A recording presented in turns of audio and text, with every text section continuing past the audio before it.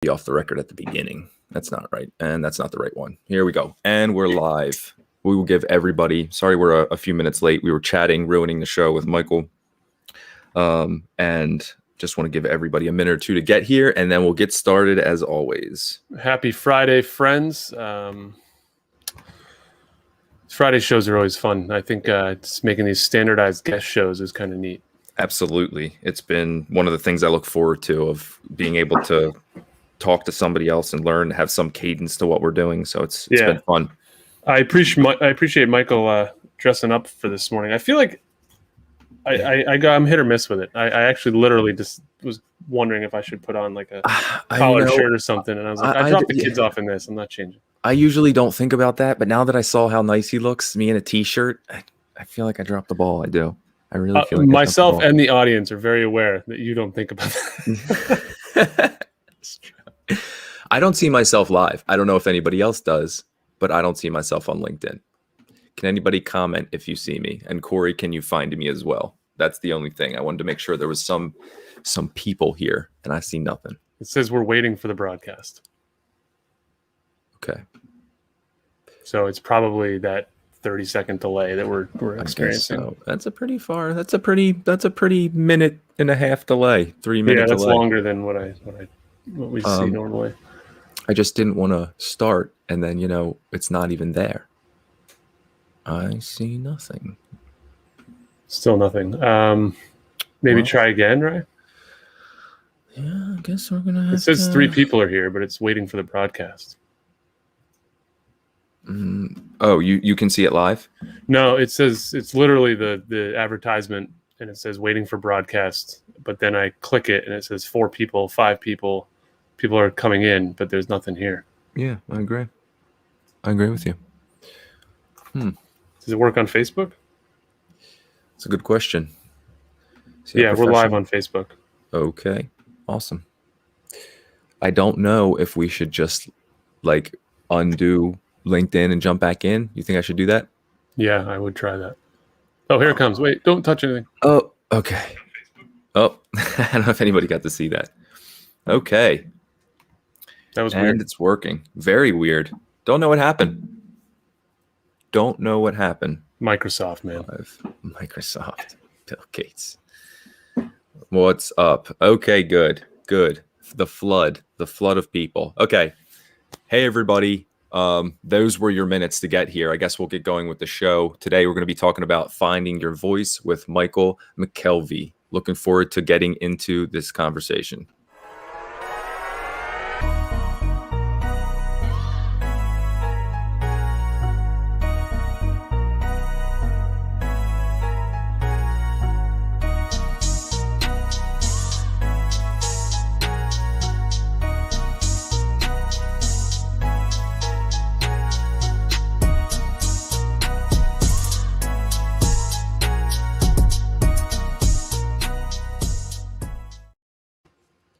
Welcome back. How are you guys? Thanks for being here. Going to be an awesome show. Already chatted with Michael. Just something fun already. You always feel good energy from some people. Sometimes I'm like, I don't know how this is going to go. We're going to have to drag some fun out of this. And other times I get more excited. So this is he a jerk? Are we dragging him out of bed? Yeah. He should be upset. It is very early, although looks great. Ready, not showered, in a t-shirt, showered. I did shower. That is the only credit I should get this morning, if I get anything. Appreciate you guys being here, especially Nick. I know actually right now he's probably getting partially yelled at because he's bailing on his move a little bit to be able to stick here for an hour. And I have to imagine the conversation when something like, I am actually, honey, I'm not going to be able to help you with the move this morning. And not only am I not going to be able to help direct the movers, I'm also not going to watch the kids. I think the move was yesterday, right? Yeah, I thought, I don't know why. So, I thought today you should be unpacking boxes and helping. I guess you're right.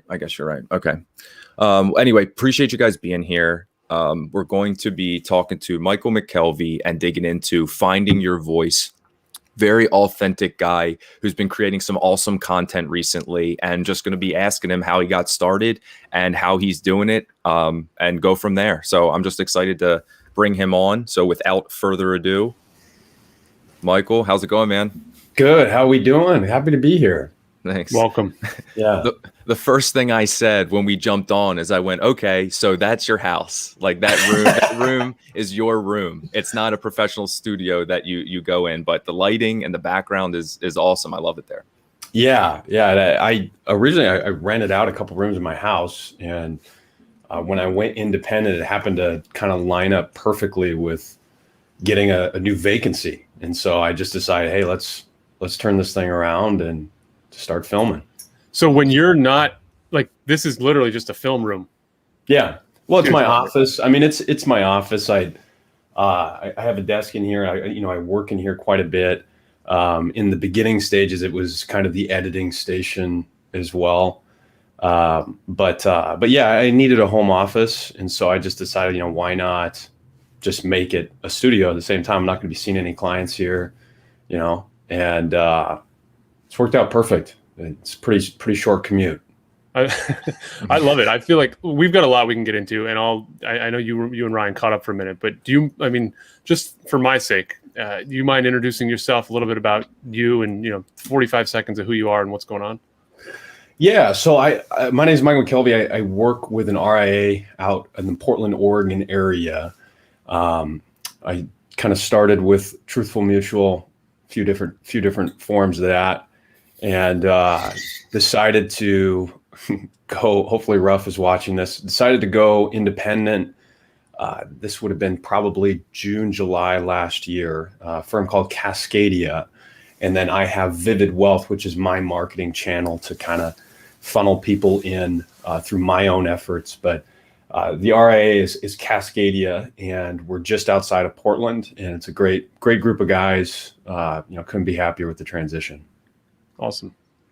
That's great. One of the things I noticed is, and I'm guessing pandemic driven, but one of the things I guess I'll get right off and start with is you built that room. Obviously, you had a lot of time. No, you weren't going to be seeing people. What was the catalyst to your commitment to just saying, I'm making this a whole studio? I think I actually talked about this in a different conversation. I had always had a desire to produce content. First year in the business, I'd kind of gotten over the hump, and I went into my manager's office and said, hey, I want to start making videos. And he shot the idea down, said it was one of the stupidest ideas he had ever heard. And so that voice never really went quiet for me. And I knew there were some events that occurred right before I left that kind of triggered me, like, okay, this voice isn't going quiet. I should really do something about this. And so I even started prepping the room before I moved. Hopefully my former BD doesn't see that, but anyways, I think it was just something that I always wanted to do. And when it's something that's intriguing you, it's not as dire to put the work in. 100%. It's way different than when you're forcing creative because you're supposed to be on social media versus scratching an itch. Right. Yeah, exactly. And I think, being creative is vital much more than it's something that you should just engage in once or twice a week or month. And I think everybody should have some form of that. For me, it's this. That's awesome, Michael. What's the team at Cascadia think? Like, how have they reacted initially to the way you put out content, and how do they react, currently? They probably react differently to different videos, I'm guessing. They do. Yeah. Yeah. But they like them, I think it's one thing to go in with, sort of they call it upfront contract, I guess. I hate that word, that form of words because it gets tossed around all the time now. But I kind of set the stage in prereqs of like, hey, this is something that I'm going to be doing from the get-go. And so they knew that going as I transitioned there, and they were totally fine with it. And I said, hey, I think the best route here is I just have my own channel so that if there's ever any feedback, good or bad, it's directed at Vivid Wealth and it's not directed at Cascadia. But they're big fans of it, and they've supported it in many different ways. So they've been great so far. Any of them jumping on board? Want to jump into a video, or have they been saying like, "How can you help me, Michael, with my content"? They haven't exactly asked yet. They're at different stages of their career, and And I don't know if they have the same desire to, honestly. I threw the idea out there and nobody really jumped at it. So I was like, oh, that's cool. And I have some other buddies. I have another buddy, Jake, that's been in a few of the videos, kind of the more lighthearted ones. And he's been great, just as far as like someone that I can insert. But other than that, it's kind of difficult to get people in. And that's where the whole idea of just having different versions of myself, Dope Mike, if you've seen Dope Mike, he's my alter ego 20-year-old self that everybody hates. And I just thought, you know what, I guess I'll just clone myself if I can't get other people to hop in the videos, because then I don't have to worry about it. Here's what caught my attention originally. Like, first of all, your background, your setup, everything, it's very dramatic. So, and that, obviously that caught me in the feed. That's so different than what I'm seeing everyone else do. But your style, your communication style, your delivery, I didn't know you. I wasn't connected to you. I think I saw one of the videos that probably had Jake in it. You had a couple of people. I thought it was so well done and just dropped you a line. And I've been following and engaging since. And I feel like I want to ask the same question that Nick asks. And Nick drops the question, do you have a film or acting background? Like, how you seem so natural at this. Yeah, I appreciate that. Thank you. My family, I think it's difficult to say just one, reason as to why you're doing anything. But my family originally is in the media space. My grandpa had a radio station in Spokane for 40 years. And my dad was actually a DJ at that station. And then they started an ad agency, him and his brother, my uncle. And so they were creating ads. And so just growing up, I was always around, my dad, kind of just having fun and pointing out just the way things are articulated just in different forms of content. Both my dad and my mom were in media. And so I think that maybe, that community maybe bled into it a little bit, but I always enjoyed, just kind of having fun. And I think you can probably tell that like each video, like I really do enjoy. And it's just something that I think, maybe just kind of stems from some lineage there. Awesome. When I think about Dope Mike, I think it's hilarious. And I'm referring, the most recent one I watched was the Bonds video. Yeah, he does not like Bonds. And the reason you can tell you love it is because you go in, there's a level of commitment you need to deliver to be a different character. And I just think it's been fun to watch. I'm wondering too, what's the attention been like since you've been doing that? LinkedIn, Instagram, YouTube, where are you putting that and where is it hitting the hardest?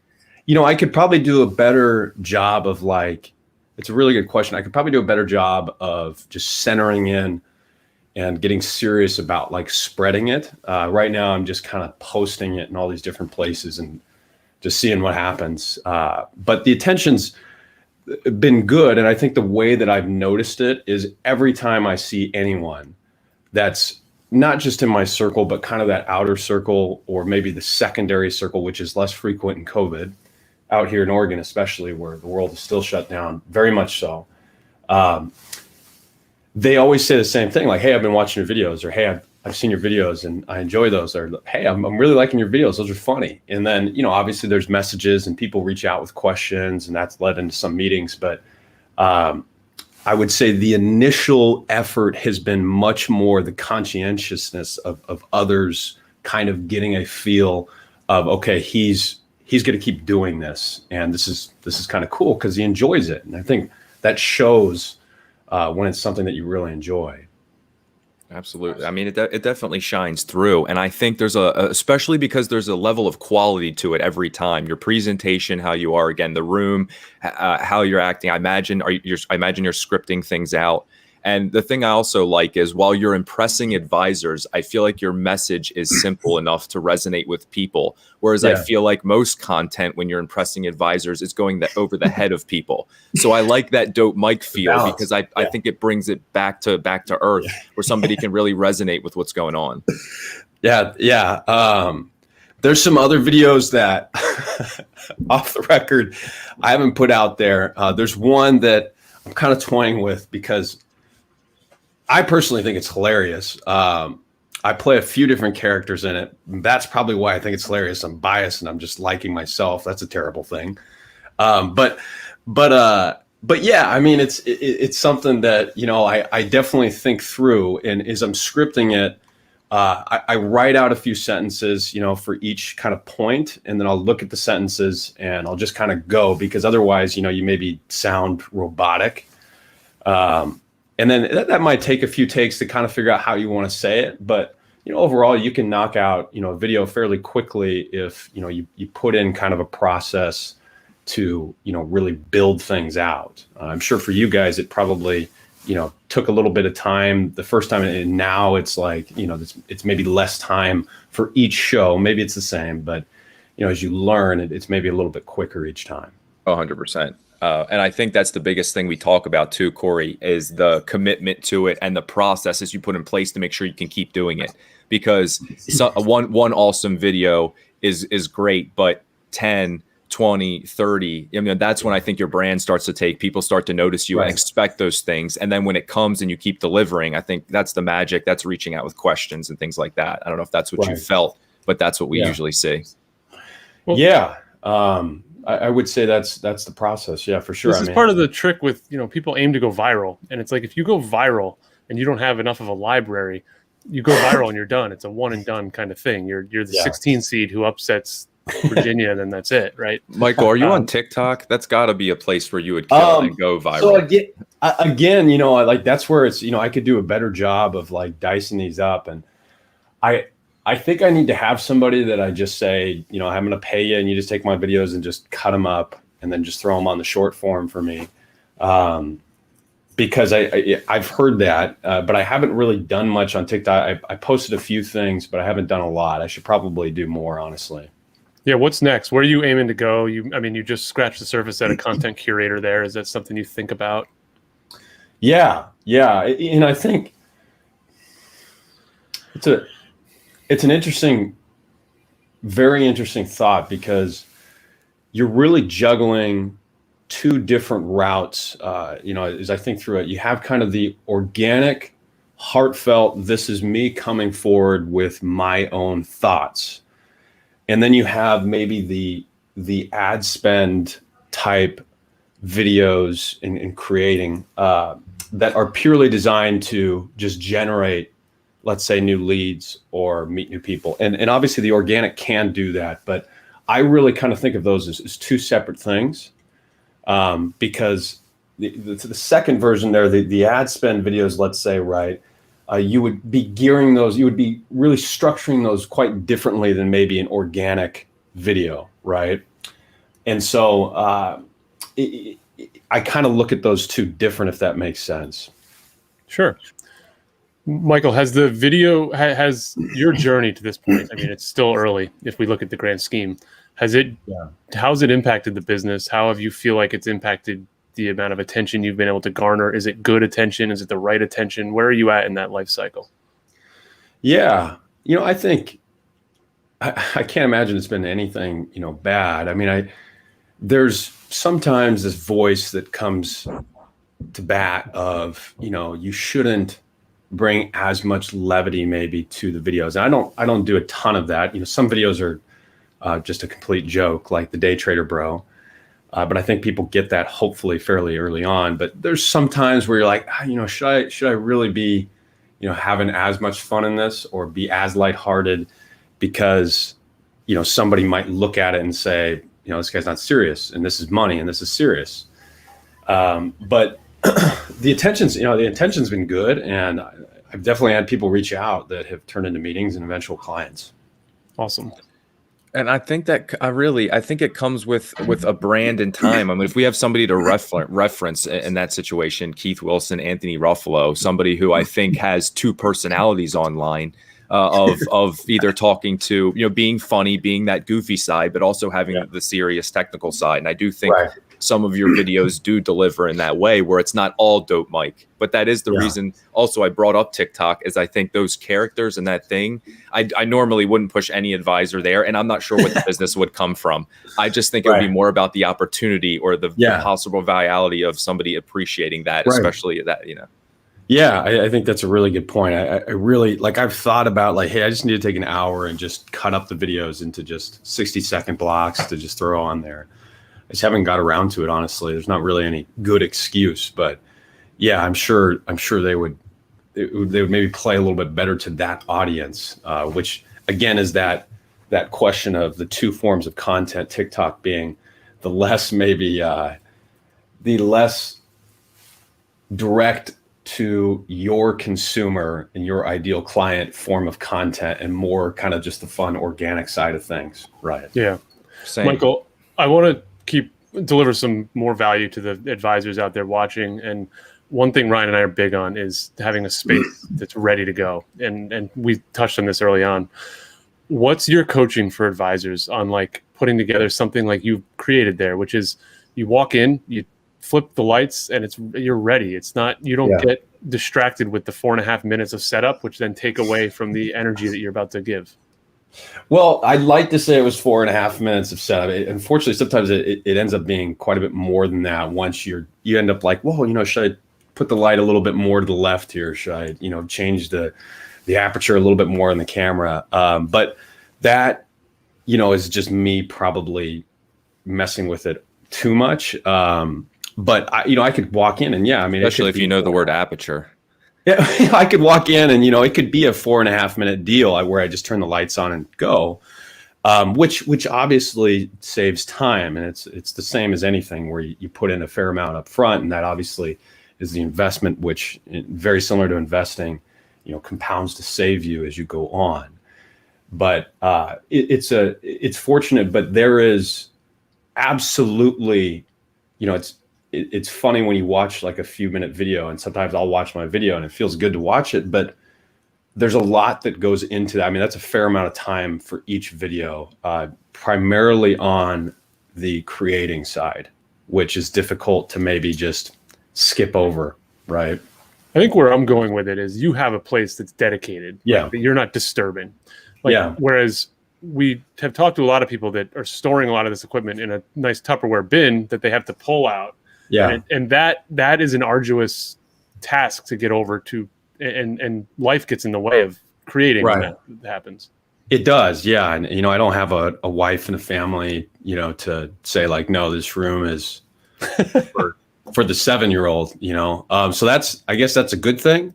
Eventually I'd like those things, but right now, I think it's a nice thing to be able to just walk in and just turn key, and I don't got to worry about anybody saying like, hey, that's, that room is designed for, I don't know, something else. Charlie's napping. Yeah, Charlie's napping. You're going to piss off the family because Charlie's napping. Like, what are you doing, man? Chill out. Every room is a man cave. You do whatever you want. That's a good one. But it's funny because we all, again, thought with your setup, professional. I also is there anything that made you determined to start standing? Do you have a preference in that and just how you present, or is that's something that's a little different? Yeah, too? I just felt different styles, right? So different forms. It's like, okay, if I'm giving a speech, then I'm probably standing, right? But if I'm sitting down and having a more intimate conversation with you, like some of the more serious videos, I'm sitting, right? So it just kind of depends on the vibe of the video and just what feels more comfortable, not only for you, but if you were just having that conversation, which is essentially the video, like just think of, okay, as I'm putting this together, is this something that I would be speaking to somebody with, standing up because it's a live presentation, these classes that I do online, or is it something that I'm sitting down and I'm just talking to you, right? And so that I think just depends. That's really good insight. You have a lot of feedback. thought that goes into it. Definitely can go back to that, what you said about having the family and media of some type, just how your brain works and creating content. I feel like you're thinking about the little things all the way through. And I will say it shows on the other end. So we always talk about quantity over quality, but there's something special too about when everything hits and that quality shows each time. I think it's hard to get to that point, but you seem to naturally fall in there. I appreciate that. Yeah. And, it's one of those things that's difficult. And, I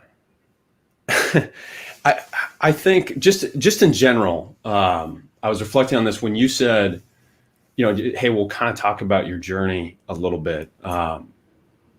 It's difficult to pinpoint one moment. And early on, you asked about like how I got into it. It's difficult to really pinpoint one moment as to reason why you're doing anything, right? Because life's kind of this collision course that leads to your eventual present self. And there's so many different things that happen to get you there. But there's oddly just this one moment in my life where it kind of stands out. I was sitting on this curb. I was down in Arizona. I was 18 years old. And I was a freshman in college. It's probably 10, 11 o'clock at night. It was pitch black. And I remember just having a really, really tough moment. I was kind of breaking down on this curb. And what nobody really ever tells you when you go for something, when you have to sacrifice a great deal to go for something, nobody ever really talks about how lonely that is. And you maybe have people that are there for you and you don't forget them because in infancy, they have no reason to support you. You haven't done anything yet. But when you look around kind of in those defining moments, you realize that you're all alone. And, anybody would tell you my path after high school was non-traditional. I went down to this small town. Have you seen the show Last Chance U ever? No. No. It's a great show on Netflix. I played basketball and I went to this town of about 3,000 people in the middle of the desert. It's this island in the desert, 3 hours east of Phoenix and Tucson. The Eastern Arizona Gila monsters, spotted poisonous lizards. Stay away from it if you see it. And, I got there and I remember just, at first it was like, well, this is kind of different. I walked into my dorm and, I came from a very white suburb and there's 11 African Americans, I'd be living with in this dorm. Those guys are my brothers now, but at first that was a big change. And then it was, okay, I'm in the middle of nowhere, Arizona here, where there's a couple stoplights and the best thing we can go do is go to the Walmart. But I remember just kind of this moment hitting me on the curb of like, nobody ever really talked about like how much of a transitional phase this is going to be and really how lonely and isolated you can feel when you really do go for something. And that moment still stands out to me, especially looking back at the last year, because I had moments like that again. I thought back to the initial time that I left the nest, essentially. I had great parents, great family, left the nest and went out and, decided to, maybe go try to play Division I basketball. And I still come back to that moment because when you decide to, go for something, whether it's creating content like this or whatever it might be, there's going to be instances of that. And it ended up being one of the best things that I ever did, similar to this. Ended up being, really one of the best things I ever did. And it's difficult to connect the dots looking forward. You really can't. You can take aim, but you really can't. But you can connect the dots looking backwards. And that moment kind of stands out to me as far as if you're going to go out and do something, understand that there's going to be times where you're going to feel like, what the heck am I doing? What am I doing here? And you have to really, maybe try to isolate that fear and say, okay, hopefully the drive can override the fear here going forward. Love that. Appreciate it. Good story, resonating, especially with finding your voice. And I would say besides content advice, that's life advice, that everybody could take from. I think that's huge marketing advice, man. I feel like so many people put the fear of failure or the fear of loneliness or the fear of being on their own ahead of the idea in the championship at the end. Like they prioritize the fear of failure more than they do the trophy, and that's Definitely the wrong way of thinking about it. Definitely, yeah. And as you break grounds into new worlds, you have to think, okay, well, a pattern is kind of something that appears simultaneously in two worlds. And so you can start drawing comparisons. And that's where it's like, as I think about just writing out, part of, the way that I go about writing is I write it formally, and then I come back and I call it adding candy, right? So in Arizona, I didn't have anything to do in this town for the first 2 years. I mean, it was so small. I didn't have, kind of the fun college experience. I was binge drinking on the weekends. So I would just go to the library and I'd read and I'd write. And I kind of learned that you just, you put everything out there in that first draft, and then you come back, you kind of mix it up a little bit, but then you maybe add some candy to it. And the candy is what people remember and have fun with. And that's Dope Mike, right? So like I write out the long-term care video, let's say, or the bonds video. And I come back and I say, okay, well, how can I add some candy? Well, who's somebody that would really hate bonds? Probably like a 27-year-old male. That guy would despise them. Maybe anywhere from like 17 to, about 40. And that's kind of the process. And so I think as you venture into kind of those, those new arenas, there's going to be these moments of just absolute isolation, and you have to come to terms with that. But, you got to compare yourself to who you were yesterday, not to someone else today. And in the end, I think the biggest battle is you're defeating your former self. You're merging somebody else. Yep. I love that. Let's, hey guys, if you have questions, start to get them in, and we'll get those in front of Mike. Not Dope Mike. We'll get them in front of Michael. Yeah. But get the questions in. And Dope Mike's still sleeping. He hasn't woken up yet. Dope Mike seems like a noon kind of guy. Yeah, he's a nooner. And so like Anthony is here. Whether he just got here has been the whole time. He is watching. What do you want to jump into first, Corey? You want to go into the technology, or do you want to jump into the Joe's question? No, let's go back to Darren. I mean, in fairness, he asked first, and okay, Darren wins. From there, yeah. Here we go. Very just technical. What kind of camera do you use? And talk a little bit about your setup. Yeah, so I use a Sony, and when you're setting it up, there's different styles, there's different frame rates. It just depends on how much you kind of want to get into it. But YouTube is obviously a wonderful place to learn all of these different things. There's not really any way around just trial and error. But I use a Sony, and I got a couple lights off Amazon, and just watched a ton of videos on YouTube and just messed around with it for hours. I still mess around with it for hours. Got a B cam just to break things up a little bit. People say the left side of my face is wonderful. The right side's okay. So I put it on the left side. But I mean, I think just kind of messing around with, everything is the key there, and just understanding, like, it doesn't matter, that's growth. It doesn't matter how much you know. The growth is that journey and the voyage of figuring out, which is the fun part too, even though it doesn't feel like it during. And your advice is not for advisors to let equipment get in the way, I assume, correct? No. Yeah. I mean, if I look back at my first few videos, like they don't look or feel anything close to what they feel like now. I mean, I was in an office, very stuffy, and the biggest thing, and I mentioned this to Ryan prior to the show, I would challenge anybody that's ever been successful with creating content, like actually successful. I would challenge to see if they were not, just being themselves and being authentic, right? And obviously just creating and using their own voice, even though that's really hard to do it in the beginning because you feel all these pressures, regardless of who you are, where you're at. You're going to feel that when you turn a camera on, but they'll start to subside over time. Yeah, you know what? I mean, you're into sports, like, just based on this conversation. You don't show up at the golf course or the basketball court or wherever, jiu-jitsu at the gym with all the best shit if you can't play. Yeah. Right? You got to start somewhere. And it's like, if you're the guy who shows up with all the gear, but they haven't actually put in any of the work yet. That is me at golf, by the way. But yeah, that's absolutely me at golf. Like I got the Sims, showed up, shoot a 102, but I look dope. That was dope, Mike. That wasn't me. Sorry. That was my brother. All right. So advisors, if you've never filmed anything, hit up Best Buy, $5,200, get all your stuff. You're going to look dope, but you've never been in front of a camera.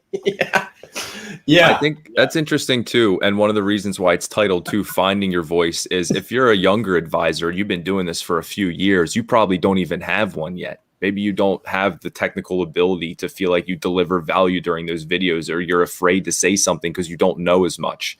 And that can be difficult too. And that's where I think it becomes a little bit harder to figure out what content. But I still think it's important to share the journey and do that. But it's not always about just being brave. Sometimes people have to know enough or learn enough to be capable of delivering what you're delivering. Yeah. I mean, there's kind of an order of operations about what will likely dictate success, I believe. And it's not always the truth. There's certainly outliers to this, but, if you are able to speak, and then if you're able to write, and then if you're able, from there, maybe to just be intelligent. But I think those first two are maybe the primary indicators of success in a lot of ways. And the only way that you get there, and I don't understand in academics why they don't talk about this. I can't for the life of me understand this. It's, hey, write this essay or do this project. If you learn how to write, like if you actually get into reading and writing, that is the process of learning how to critically think. I mean, that's going to bleed over into speech, most likely. Not everybody, right? But that practice, in addition to obviously working and just doing it repeatedly, different videos, you're going to learn how to just be more comfortable everywhere. So true. Let's get to this question from Joe Conroy. Michael, what of your videos are performing better than others? Any trends you're seeing? The funny ones seem to get the most engagement. But that's again, primarily my brother probably is the biggest reason for that. But I would say, as far as like oddly enough, what actually got the most engagement is when I just asked people like, hey, I realize, I've been up here doing these stupid videos now for 6 months. And I never just asked you guys, like, what do you want to learn about?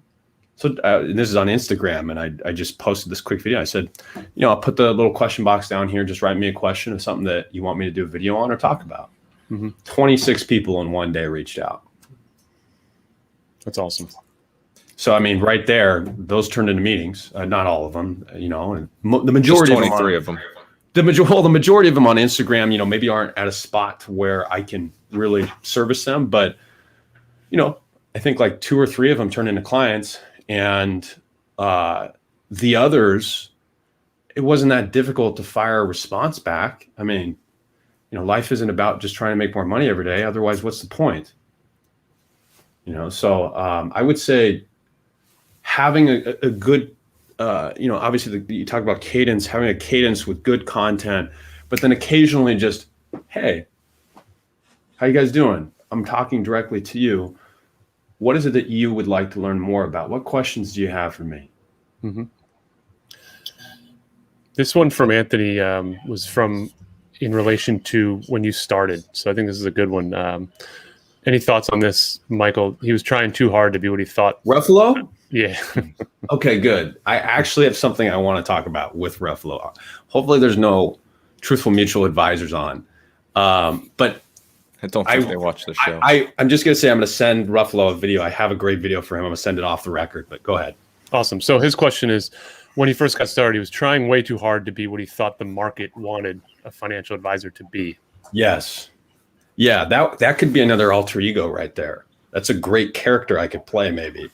But yeah, I definitely, is the question more, did I try? It's not even a question. That? I think his comment is just, my first videos were not me. I wasn't being authentic. Oh yeah. Totally. Yeah. I mean, I was just super stiff, and I had a very, I think, one of the most helpful comments and critiques. I mean, is there anything better than, you could say it's constructive, but if you have the chance to really like disarm yourself and listen to somebody that's giving you good feedback, is there anything better than that? Right. because it removes yourself from the conversation. And this one guy just said, I think one of the things that a lot of advisors struggle with is they just don't let people in. They're just this shield of suit, very nice dress shirt, maybe some collar stays, some metal clips. I guess you wouldn't have those if you had the tie on, but in a nice jacket and glasses in this very formal office. And it's like, I don't know you. So I think letting them in, and Ruffalo does a good job of that. Keith does a great job of that. Pretty much anybody in this kind of circle that's emerged on LinkedIn does a good job of it. But in the early stages, I was stiff Mike. That's another character. That guy sucks too. Nobody likes that guy. I have a different way of referring to him, but I won't say right now. One thing I guess I'll have you lean on is Instagram a little bit. Most times, a lot of advisors can't go there. Anybody at a BD, pretty much, I know, except for Mitch. How have you been? Like you said, you're performing a little well on Instagram. What made you commit there, and how much time have you spent? How long did it take to get traction? I was surprised. And again, I think this is like Dope Mike, a little bit embedded with me, thought that I would get more followers early on. And I thought, as I put this first video out there, that like, I'm going to get, 300-400 people within the first month. Cause I have, let's say 900 or 1,000 on my personal account, which isn't a ton, but like I had some. And sure enough, I had like 50 at the end of the first video. And I was like, what the heck am I doing wrong? So, I mean, it definitely takes longer, and the content platforms are different. Instagram isn't as easy to grow organically, right? Because it's not really a search place, and there's not the For You like TikTok, but those viewers a lot of times are very much more engaged. Like people check on Instagram fairly frequently. So if they follow you, they're going to see your content. It's not like YouTube, you subscribe and it's like, you're probably not going to see every video that person does. When I post a video, I get, let's say 300-400 views and I have 800 followers. So 50% of the people that are following me see it. Maybe it's shared and it's maybe 20%, let's say, or 30% because other people watch it after it gets shared. But it creates a much more loyal audience to where your kind of inner organic circle, as it starts to build, is very in tune with what you're doing. Because people go on Instagram and hang out there regularly versus, YouTube. If you subscribe, you're just not going to see as many videos. So it's just different. Great point too. And I love how you added to the platforms. Corey talks about all the time, making sure you're speaking the right way on each platform, something that you can realize when you spend a little time in each places. And a big reason why we actually would always suggest to advisors not to spread them so thin. Because not only is it hard to disseminate content, it's just hard to push that content out in the right voice in each place. It takes that little extra effort, I feel like you're talking about. Yeah, and I think that's again where like I have probably struggled because I have not done the best job of distributing the content, right?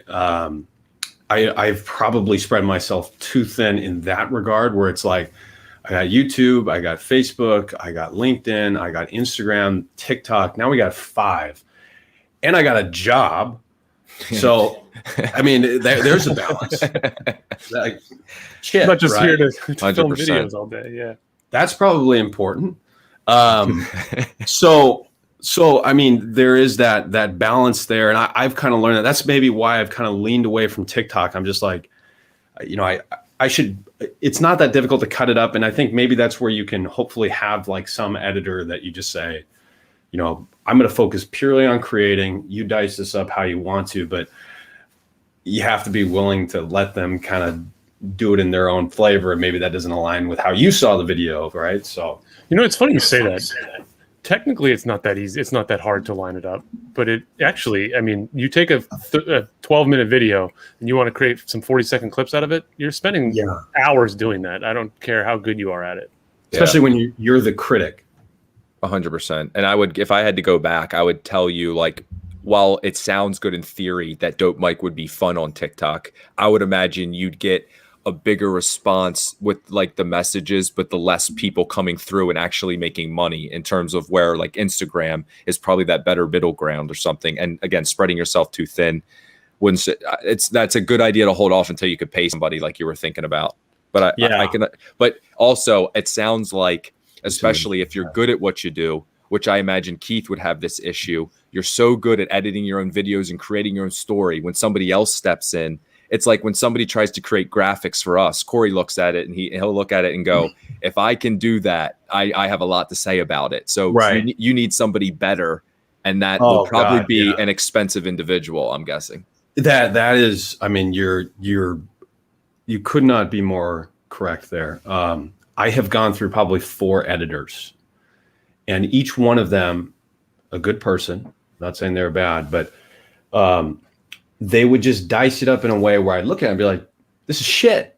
Like, this is actual shit. Like, there's nothing here that I couldn't do better than what you're doing, and I'm paying you. And so then I would kind of step in and be like, we gotta change this, and then all of a sudden it's more time. And I'm like, why am I paying this person? Because I got to go back and correct it, and it's more time. And eventually I kind of found somebody that worked good for me.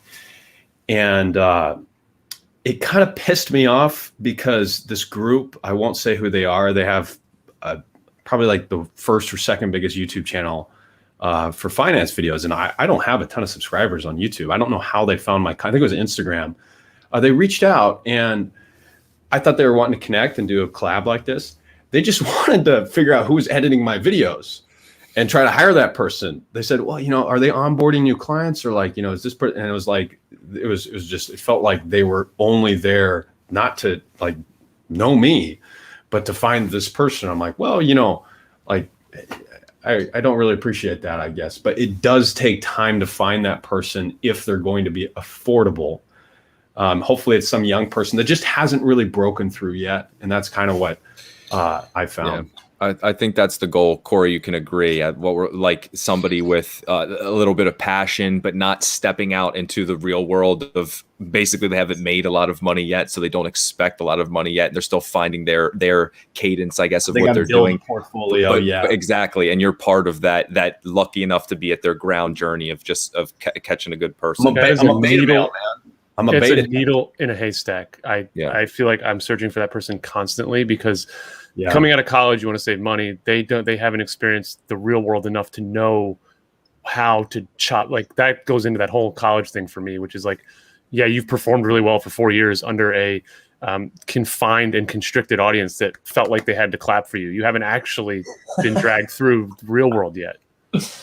Yeah, definitely. Yeah, I mean, for it's sure. Hard. It's hard to find that person. I think it is. But hopefully, and this has been the case for me. Like, he's saved me a ton of time to where it's freed up a lot of time now to really start thinking about some other things I want to be doing with this, which is that process of like, I think that's the hardest thing with content, and maybe the hardest thing with anything where you go out and you have to like somewhat blaze the trail to learn. There's just this long process of learning. With problem solving, I think this is also in line with creativity. With problem solving, it feels like you're doing something. You're checking boxes. You're getting things done.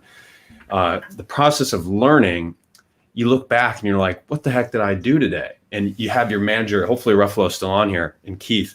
I have the Keith Wilson character, like, still just his ghost-like presence looking over me like, how many effing calls have you made today? Like, how many fact finders have you set up for this week? You've been learning for this time? What are you doing learning? This job isn't about learning. You got to get pulses and bodies in here that are willing to buy our products, right? I still feel that guy. So the process of learning is really difficult because you kind of have to table that problem-solving side of yourself that wants to just get things done. Mm-hmm.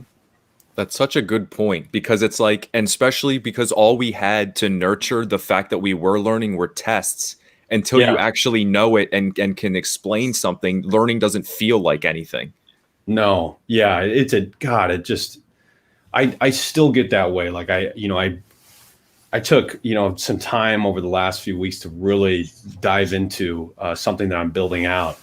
And I legitimately had some anxiety at night of like, I am not doing anything, but as I go back to the drawing board, I'm like, no, like this is exactly what I need to be doing. It's just like I'm going to school. Like sometimes you got to go to school for a little bit. Even beyond it doesn't mean maybe you got to go get an MBA, but like you got to go to school for a little bit and just take some time to really improve yourself. Life can't just be about problem solving. Otherwise, what's the point? It's very similar to what we talked about earlier. It's great stuff. Yeah, I appreciate you being on here, sharing a little bit about, your journey, obviously your setup. One of the things that I would love to do, we've had a few other guests back on, is 6 months or so, bring you back, see how your content is doing, see how things have changed, and talk about the story. But I know we're all going to be watching and enjoying it. I'm excited for the next rendition of Dope Mike and where that comes in. Do you have any teasers for us? Is there any videos in the works right now? Yeah, there is. As the world is changing, there's just times where I'm worried about getting canceled as I think about these things. But the most recent one that I've started filming that's kind of for fun is I wanted to have the millennial or just younger culture somehow clash with the older culture, like just that. Some skit around how they handle money and view kind of just money, and kind of defend each side, but also point out the flaws of each side. And so one of the videos that I started filming, I haven't finished it yet, is I'm going to play a dad. If you've seen the Republican versus Democrat stock video, I played this really conservative Republican dad. And then Jake played this very left liberal dad, and we were clients of ours, right? So we had ourselves as the normal people. And so I'm bringing that conservative version back into the picture as a dad. And he's got Dope Mike and Normal Mike as his sons. And there's some clashing that's going to occur as Dope Mike is now getting off his ass and basically going out into the world. So that's as much as I'll give right now. I think it's going to be pretty good. I love it. That's one of your best videos. Nick commented on that a little while ago. Thank you. Yeah. Thank you. Yeah, Jake actually he came with that idea. I won't take the credit for that. He came with that idea, and then we kind of wrote it together. He's like, hey, I want to do a video on the election and how, Republicans and Democrats, because I've been looking at the data, like, obviously the best thing is just to stay invested. But I was like, let's put a spin on this and just kind of make it fun. I want to get him into more videos, but I think he's a little bit worried about his company looking down. He's worried about it working and getting too far and actually getting the attention you guys all thought. I think they looked at him and they're like, at one point, I think they said, like, what's the point of being in these videos with Mike? And he's like, well, it's fun. And I think that kind of got to him a little bit because he's hilarious. I mean, I don't know if you've watched some of the videos. Like, he's terrific in the videos, and it's nice because then I don't have to play freaking 3 characters. So hopefully we can get him back on. Hopefully he's watching this. I doubt it, but hopefully. What do we think about this? I wish all the creators could just form one super RIA. RIA Creatives. That's a great idea. Or we could just buy out creative planning and just say, you guys don't deserve this.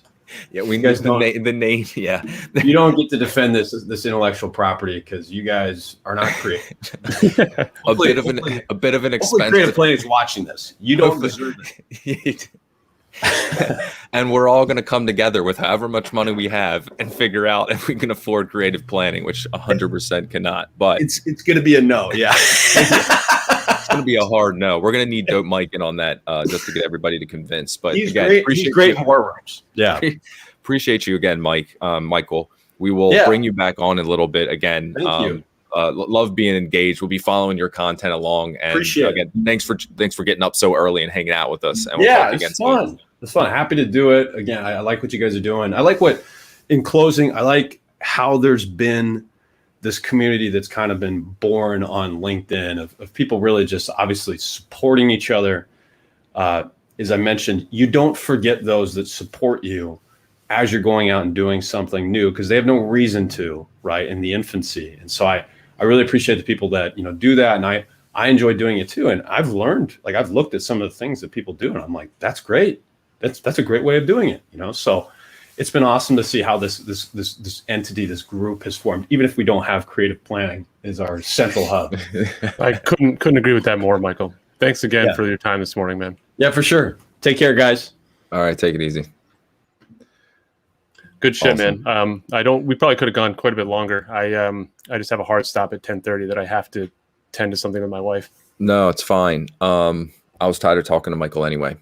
No, I appreciate him being here. It was a fun conversation. Thanks for jumping in, guys. As always, Nick, Anthony, Keith, Joe, keeping the conversation going. Eric, everybody who's always in here and following us along. I know Jonathan's in here. Sid, Justin, appreciate you guys hanging out with us this morning.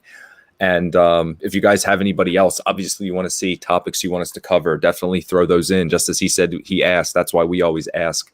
I want to know what you guys want to hear about. And I think it makes some of our best episodes because answering a question is always easier than guiding a topic for some reason. So I love having the questions and love having guests on. We have people booked out for about a month now. So one of the smartest things we did, one of the smartest suggestions you had, Corey, was dropping the show back Monday, Wednesday, Friday. And now that we're having these guests consistently, we're good to go from another month. So you guys are going to get a bunch of cool people coming on, and I'm excited to start promoting that.